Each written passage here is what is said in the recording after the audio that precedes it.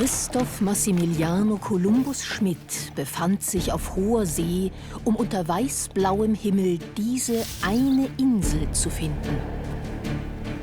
Die, so war die Legende, frei von Besiedlung demjenigen Ruhe versprach, der sie entdecken würde.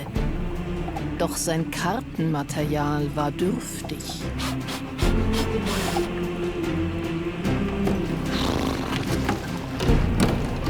Und so musste sich der Abenteurer auf sein Gefühl verlassen, als er zum ersten Mal seit mehreren Monaten auf ein ihm unbekanntes Eiland stieß.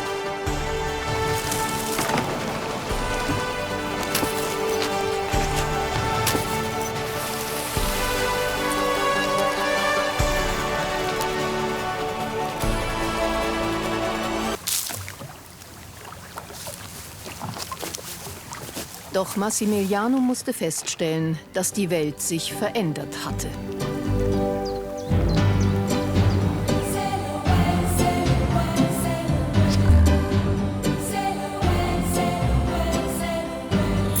Heute in der Freizeit. Über 300 Inseln gibt's in Bayern. Wir stellen einer 3 davon vor.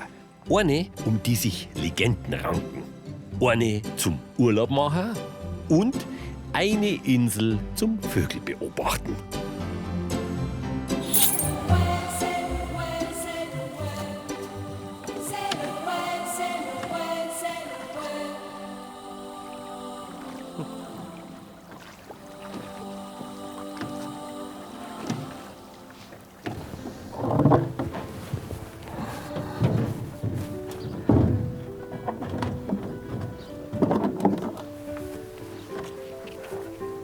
Paul, habe die Ehre.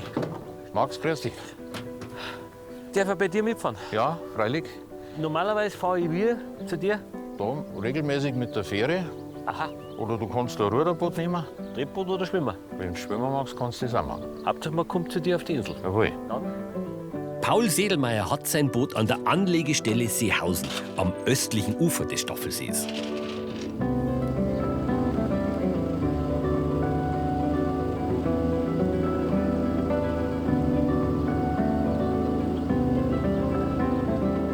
Die erste Insel, die wir uns anschauen, liegt im Süden von München in Oberbayern. Die Buchau ist mit einer Größe von etwas mehr als 6 Fußballfeldern die zweitgrößte im Staffelsee. Der hat ein paar Inseln, oder? Der Staffelsee. 7 Stück. Und alle sind bespielt, oder wer? Mehr oder weniger, ja. Da auf der Wörth, da sind zum Beispiel freilaufend Murner Waldenfelser Rindviecher drin, Schaf und Geißen. Das ist Insel. Das ist eine Rieseninsel, ja. Und wie kommen die Rindviecher dann ab? Die werden im Frühjahr rübergefahren, im Herbst wieder kalt. Geht schlechter, glaube ich, als Rindviech, oder? Ja, auf jeden Fall. Hinter der Wörth haben wir noch 2 Inseln, da ist ein Kanuverein drauf. Die andere ist privat. Hinten gibt noch die Rabeninsel. Da sind halt so Wochenendhütten, also dauerhaft. Und sie ist nicht bewohnt. Und dann da die kleine noch, gerade ein Eiland. Und deine Campingplatz, oder? Bei mir Campingplatz. Bist du Eigentümer von der Insel, oder? Nein, weil sonst da ja meine Winter in Monaco verbringen. Ich bin Pächter. Pächter. Aber dass man Insel pachten kann, ist schon besonders eigentlich. Ja, und im Besitz von der Gemeinde Seehausen. Was hast du vorher gemacht, damit man dann eine Insel pachtet? Gastronomie, lange Zeit. Und dann hast du gesagt, jetzt schon mal Insel. Entweder Almhütten oder die Insel, dann war die zufällig ausgeschrieben, ich habe mich beworben. Seit wann hast du das? Seit 2011. So lange schon? Ja. Wohnst du da drauf? Ja. Ganze Jahr über? Nein, im Winter nicht. Da ist alles zu.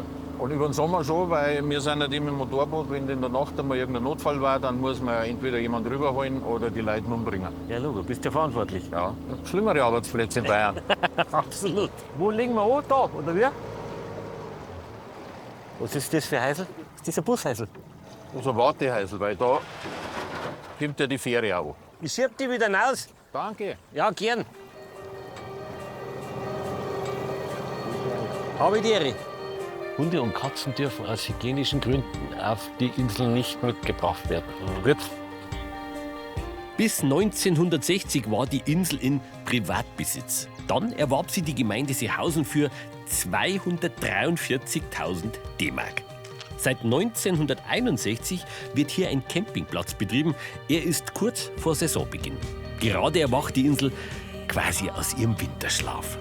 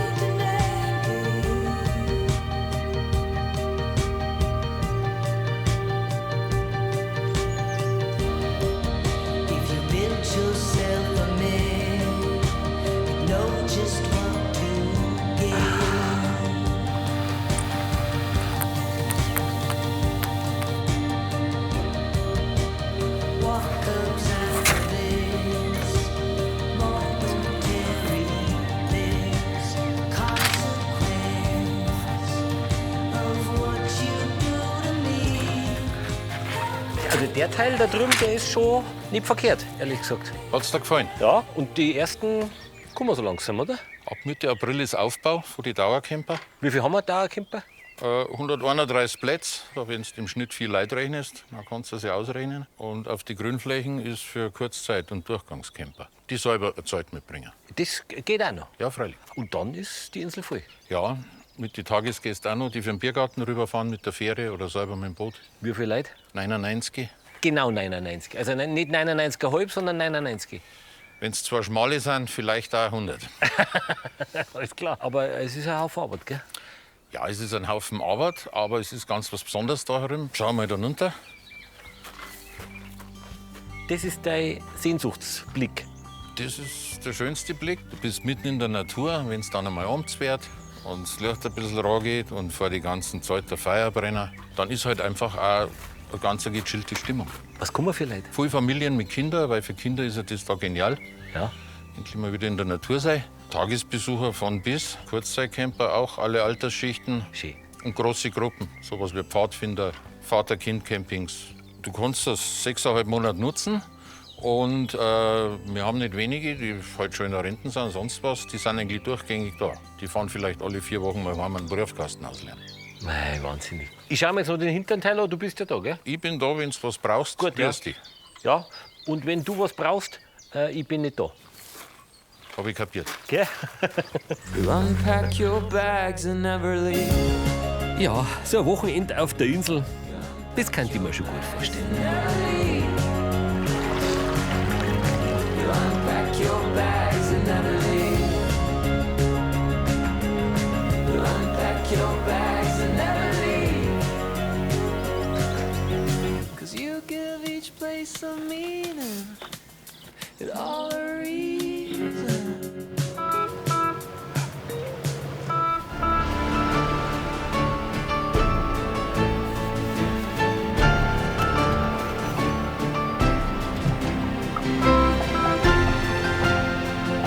Für Christoph Massimiliano Columbus Schmid war die neue Welt noch recht befremdlich.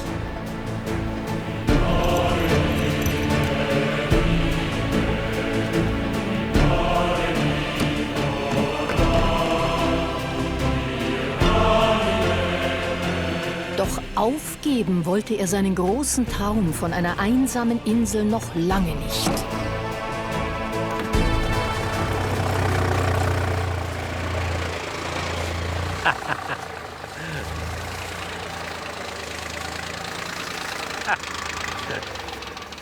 Das ist das Gefährt für die Insel, oder? Das ist optimal. Vom Arbeiten kriegt man auch einen Hunger, gell? Ist schon so, gell? Vom Arbeiten ja. Weil vom Spazierengehen kriegt man auch Hunger. Und jetzt war es soweit, oder? Jetzt war es soweit, aber weil, was habt ihr für Küche normalerweise? Also wenn es dann auf ist? Also wir haben rauf und runter regionale Küche und Fisch. Also nicht nur Pommes Currywurst, sondern... Nein, wir kochen nur selber. Aber es ist noch nicht auf, gell? Nein, wir sind ja im Aufbau. Und wenn man jetzt gar nichts dabei hat? Dann kann ich da aushelfen. Sind wir auch beieinander. Wir? Gut, dass man sich beim Paul einen Grill ausleihen kann. Ja, ist heiß, Schmidt, ist heiß.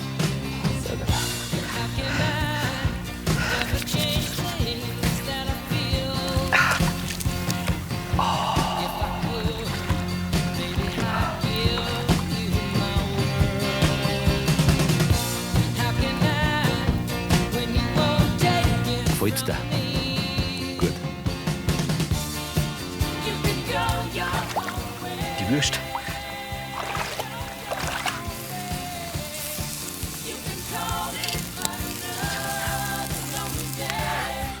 Magst schau her, was ich noch gefunden habe. Eine Zange. Das ist ja ein Grillzange. Ja, dass du deine Finger nicht so verbrennst. Aha. Eine Sensation. Gut. Gut.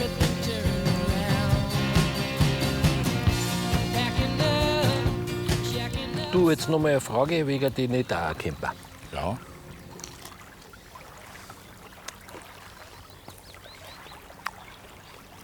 Wann kann ich den anfangen mit dem Aufbauen? Also nur, dass wir mal geredet haben. Du meinst falls dir mal ein Platz raushängen darf. Schon was. Da gibt es eine Interessentenliste. Ich frage bloß, weil ich die Würstel abgegeben habe jetzt. Die zweite Insel, die ich mir anschaue, liegt in Mittelfranken im Altmühlsee, etwa 45 Kilometer südwestlich von Nürnberg.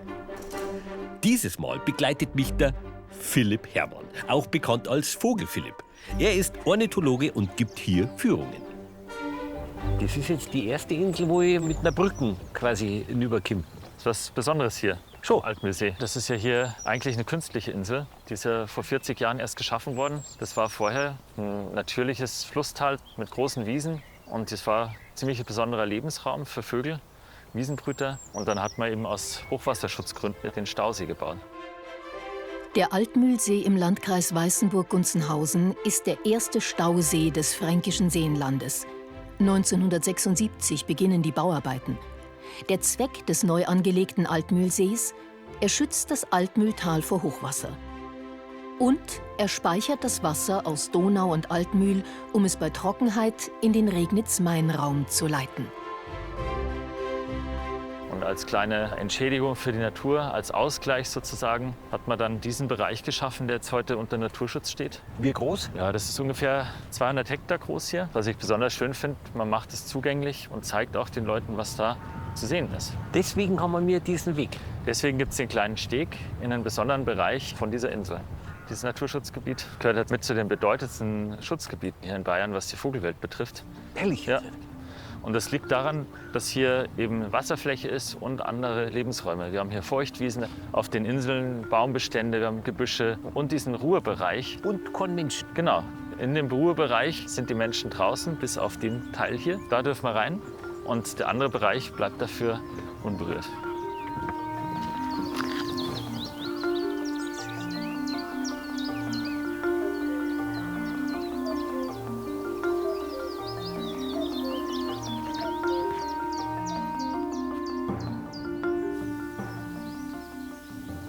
Das ist ja schon ein pfundiger Platz da herum, das kann man mir nichts sagen. Hä? Was haben wir da? Was ist das? Das ist ein Seidenreiher davon. Ein Seidenreiher? Ja, ein kleiner weißer Reiher. Jetzt, wenn du bis nach rechts schaust, das sind nämlich noch die Silberreiher davon. Die sind etwas größer, die sind so groß wie der Graureiher. Ja. Und der Seidenreiher ungefähr nur halb so groß. Und wenn man genau hinschaut, hat der gelbe Füße und schwarze Beine. Und die anderen eher gelbe Beine. Oh, Jetzt hat er geschissen. Ist das was Besonderes, der Seidenreiher? Der Seidenreiher ist besonders, der ist jetzt auch nur ein Gast und zieht dann wahrscheinlich wieder weiter. Also der ist nur auf Durchflug. Und wo ist der heimisch? Richtung Polen und nach oben, nach Norden, kommt der Seidenreiher vor. Was haben wir da für Gruppen am Ufer? Der Trupp da, oder? Der Ja, kleine. ja, genau. Das sind die Kampfläufer. Kampfläufer. Das sind jetzt ganz typische Zugvögel. Sehr hastig unterwegs. Der Körper ist so ein bisschen dicker und der Kopf auffällig dünn. Und warum heißen die Kampfläufer? Die haben ein besonderes Balzverhalten. Ja? Die kriegen mit der Zeit wie so ein Wulst, so einen riesigen Kragen in unterschiedlichsten Farben. Und dann gehen die nach vorne, stellen sich auf, dieser Riesenkragen, und dann kämpfen die richtig. Dann geht es gegeneinander.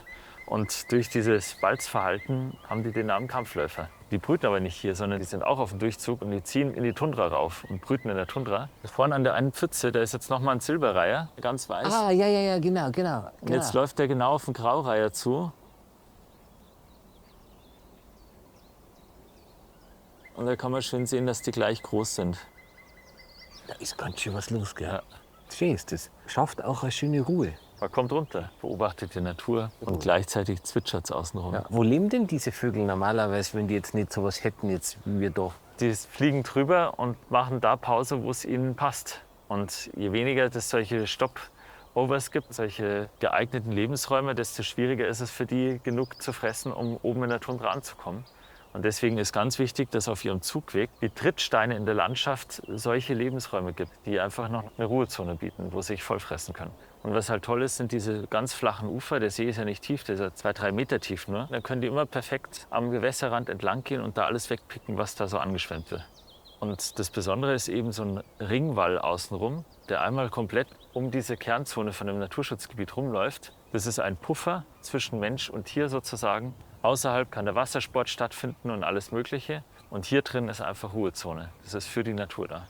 Bei anderen Seen gibt es ja so Ruhezonen ausgewiesen mit Ja. Bojen und so weiter. Aber man muss sich ja ein bisschen dran halten. Gell? Ja, da musst du sich dran halten. Ja, weil gerade im Schilf ist ja so viel los. Ganz wichtig, ja. Also zum einen für die Rohrsänger jetzt, Blaukehlchen und so weiter, ein paar Arten, die im Schilf tatsächlich brüten. Und im Hochsommer ist zum Beispiel die Mauser von den Schnatterenten, die wir hier vorne haben. Die stoßen ja auf einen Schlag die kompletten Flügelfedern ab und sind 6 Wochen flugunfähig. Und in der Zeit verstecken die sich im Schilf.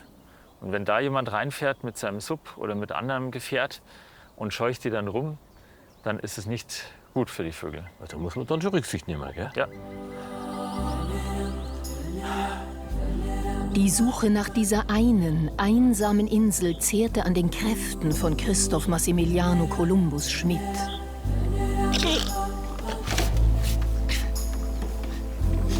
Doch noch wollte er nicht aufgeben.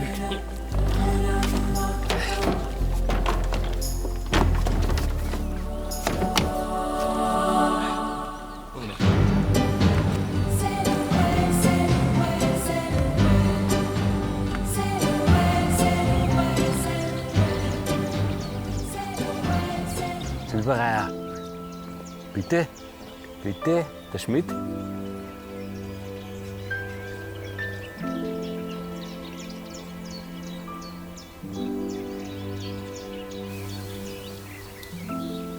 Über Holzbrücken gelangt man von Insel zu Insel, auf denen bisher über 300 Vogelarten nachgewiesen wurden. Das sind aber auch wirklich große Schilfflächen, was wir da haben. Ja, das ist hier auch besonders. In den Randbereichen diese Ruhezonen. Was ist das für... Ist das ein... Als wenn jemand gurgelt, meinst du? Ja. Das ist ein Rohrschwirl. Das ist auch eine Art, die praktisch nur im Schilf lebt. Und der ist total lustig. Der macht nur den Schnabel auf und macht in einem durch. Ganz Habe ich noch nie Jetzt- gehört. könnte man meinen, es ist eine Grille. Die brauchen diese Zonen. Ja, da hat jeder seine Nische in der Natur. Jeder Vogel ist irgendwie ein bisschen anders und die haben den reinen Schilfbestand als Lebensraum.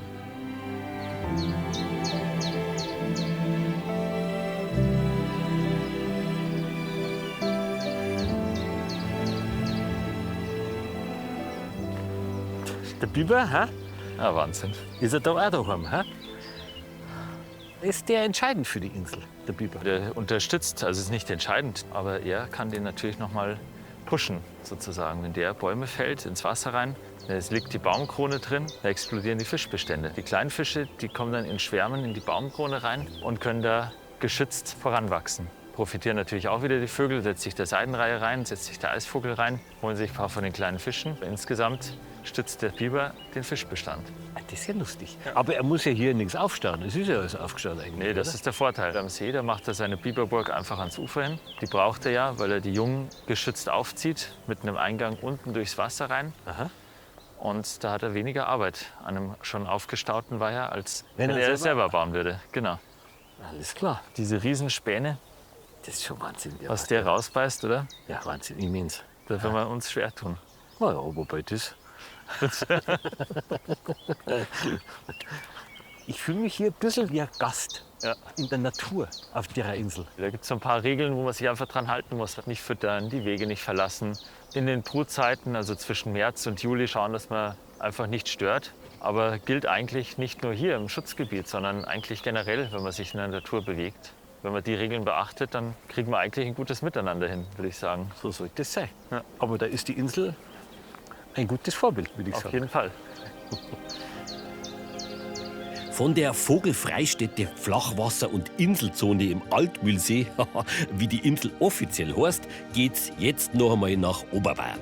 An unserer dritten Insel bin ich bisher eigentlich nur vorbeigefahren, weil ich ja gar nicht gewusst habe, dass man da drauf darf. Sie liegt 50 Kilometer von München entfernt im Landkreis Miesbach im Schliersee. Philipp Döge nimmt mich mit in seinem Elektroboot auf die gut 3 Fußballfelder große Wörth. Ist das deine Heimat? Ich bin da aufgewachsen, ja. Da in Fischhausen drin. Das heißt, du kennst den See quasi wie der Westentasche. Mein See, Das ist dein See. Ist das dann auch deine Insel? zum Teil schon, ja. Der öffentliche Teil, da ich jetzt einmal sagen. wo jeder hin kann. Seit wann bist du auf der Insel daheim gewesen? Ja, schon seit ungefähr 65, 70 Jahren Das erste Mal hinüber, oder wie? war ich das erste Mal drin. Ja. Nein, im Winter mit den Schlittschuhen. Da ist der See noch zugefroren. Einen halben Meter dickes Eis. Heute hat es höchstens einmal vielleicht noch 5 cm. Sag mal, was war dann die Insel für dich? Das war unser Spielplatz. Da haben wir halt noch, was weiß ich, Räuber und Gendarm gespielt. Ja. Damals noch. Ja, freilich. Hauptsache weg von daheim, oder? Ja, das war wichtig. War die öffentlich? Damals war es noch privat. Wer hat denn da gelebt auf der Insel? Aus dem Ruhrgebiet, ein Industrieller. Das ist praktisch mehr oder weniger ein Alterssitz gewesen. Ich glaube, von 1901 weg haben die Insel gehabt. Und da war es halt so, da hat man ein bisschen aufpassen müssen, weil da waren 5 große Hunde, da Obermänner oder sowas. Und das war für uns halt natürlich auch wichtig, dass wir wieder in den See reinkommen, bevor die da waren. Weißt? Ja. Bis 1968 haben die Insel gepachtet vom Freistaat Bayern. Und wir haben aber gemeint, die gehört die Insel und so, das hat keiner gewusst, das hat man halt dann später erst mal erfahren. Dann ist es 5 Jahre lang oder 6 Jahre lang von der Gemeinde verwaltet worden und hat einen Kioskbetrieb gehabt. Da haben die zum Bahn, wenn sie vom Bahn kamen, dann haben sie halt da aufgegangen, haben sie da ein Weißbier gekauft und eine Würstel. Ja, oder wie? Ja, freilich. Dann seid ihr hinüber und ein bisschen was Ja, rebelliert wir und haben dann halt wieder- da gefeiert und über Nacht dann da zwischen die Bäume in eine Hängematten rein. Das klingt aber gut. War auch schön. Die Insel ist quasi dein Leben. Ja, Ein bisschen. viel von meinem Leben. Am Anfang und am Ende. Jetzt bin ich auch wieder da. Jetzt sind wir wieder beieinander. freilich. Ja, das ist doch schön. Mit 79 hat der Philipp immer noch eine große Leidenschaft für diese Insel. Auch beruflich. Als angestellter Seemann fährt er Gäste für Veranstaltungen auf die Insel. Sehr gemütlich, sehr gut. Das ist ja kein schlechter Fleck. Ja, das ist auch sagen. Lange Zeit trieb Christoph Massimiliano Columbus Schmid auf den bayerischen Meeren umher. Doch er schien nicht der einzige Abenteurer zu sein, der neues Land entdecken wollte. Und so entfachte er noch einmal ungeahnte Kräfte, um sein eigenes Eiland endlich zu finden. Früher war da ein Holzhaus gestanden, Ja. nicht ganz so groß wie das da. Aber das schaut neu aus. Wann haben sie das gebaut? 2001 ist das gebaut worden. Das alte ist abgerissen worden und das sollte ein Gastronomiebetrieb werden. Sollte. Sollte, ist halt ein paar Jahre lang so geführt worden, aber dann ist es halt immer ein Eventlokal geworden. Also eine Veranstaltung. Veranstaltungen, Ort, wenn man Hochzeiten so zum sagen. Beispiel auch. Da auf der Wiesn ist dann die Trauung, das ist alles da am See. Ah, das heißt, ich kann das mieten für Hochzeiten. So ist es. Weil sie da so einen Turm noch hingestellt haben. War der schon vorher oder war der? Nein, der Turm ist jetzt praktisch sinnbildlich für einen Hungerturm. Ja, sinnbildlich, weil die Geschichte ging ja eigentlich auf dem Festland los. Vor ungefähr 700 Jahren Ja. war da drum eine Burg. Da waren die Hohenwaldecker, also die Waldecker, und die Burg heißt Hohenwaldeck. Und Gut. das waren die Leute, die da was angeschafft haben. In Konkurrenz zum Kloster Tegernsee und auch zum Maxelrohr. Ihr Hoheitsgebiet war praktisch von Weyern bis rüber in Grenz bis aufs Landl rein. Und da ist die Straße vorbeigegangen und da war in Bischhausen drinnen war ein Poststall und ein Rohstall. Und da haben die angeblich einen unterirdischen Gang von der Burg runter bis dahin. Und wenn da auch gekommen sind, irgendwelche Kaufleute oder was, dann sind sie über den Gang runter und haben es da abgekassiert. Das erzählt man sich. Das erzählt man. Die Burg und der Hungerturm hingen auch zusammen. Da war der Hungerturm. Den da hinten symbolisch aufbaut, der ist eigentlich da gestanden. Erzählt man. Verzeih mal. Es war so, dass der Ritter von Waldeck, der war auf Kreuzzügen. Und da hat es geheißen, er ist da unten gestorben. Und dann ist er doch wieder heimgekommen. Jetzt ist es natürlich greislich geworden, gell? Weil seine Burgfrau hat noch einen Freund gehabt. Ach du schön, ja. Hat es damals schon gegeben. Und dann ist er da dahinter gekommen. Dann ist er so narrisch geworden, hat da den Turm hergebaut und hat die da eingemauert und hat die da drüben verhungern lassen. Darum war das der Hungerturm. So grob waren die. Und deswegen steht jetzt da die Kapelle. Ja, deswegen steht die Kapelle, weil der Turm ist nicht mehr da. Gott sei Dank. Oder? Hat es den Turm jetzt gegeben oder nicht?